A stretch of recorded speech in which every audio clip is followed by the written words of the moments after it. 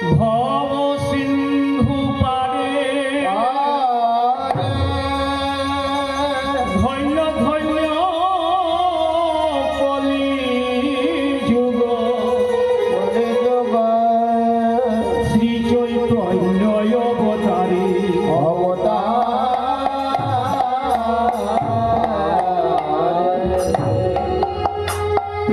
সবিত ভক্তমণ্ডলী এবং আমার নিজে ভক্তিবতী মা বলল, শ্রীমান মহাপ্রভু নবদ্বীপ ধামে জন্মগ্রহণ করলেন। কেন? জীবকে নাম দেওয়ার জন্য। নবদ্বীপের দ্বারে দ্বারে হরিনাম বিতরণ করলেন। কেন? হরিনাম দিয়ে শিক্ষা দিলেন। কি হরিনাম, হরিনামের কি মহিমা। হ্যাঁ গো, আমরা তো বহু ভাগ্যফলী এই মানব দেহ পেয়েছি, কিন্তু কলিযুগে পারের গতি কি, মুক্তির উপায় কি? একমাত্র হরিনাম। হরিনাম ছাড়া কলিজীবের গতি নাই। হরি বল, হরি বল। কৃতে যধ্যায়তে বিষ্ণু ত্রেতায়ং যজতে মখায় দ্বাপরে করি সজ্জায় তৎকলো হরি সংকীর্তন। কলিযুগে একমাত্র জীবের পারের রাস্তা হলো কি? একমাত্র হরিনাম। হরিনাম ছাড়া জীবের গতি নেই। একটি আমরা যদি সামান্য নদীতে পেরিয়ে যেতে চাই, তাহলে কিসের দরকার? একটি নৌকার দরকার। আর যদি ভব নদীতে পার হতে হয়, এই নদীতে পার হলে একটি নৌকার দরকার। কিন্তু নৌকাটি কিসে? বাঁশ কাষ্ঠের নৌকা। কিন্তু ভব নদী যখন আমরা পারে যাব, তখন বাঁশ কাষ্ঠের নৌকা চলছে না। তখন কি চাই জানো? ও যে হরি নামের নৌকা খানি শ্রী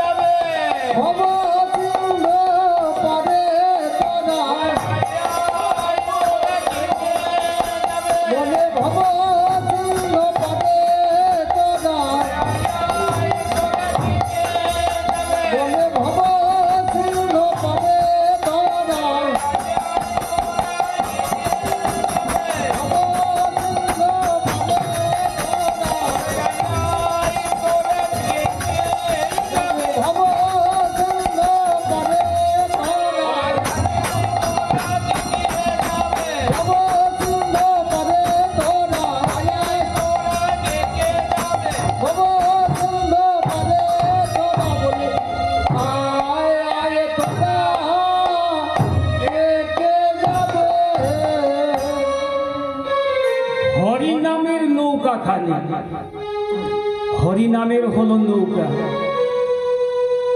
আর শ্রী গুরু কান্ডারি নৌকাটি চলাবে বাবা, তার তো একজন ড্রাইভার চাই।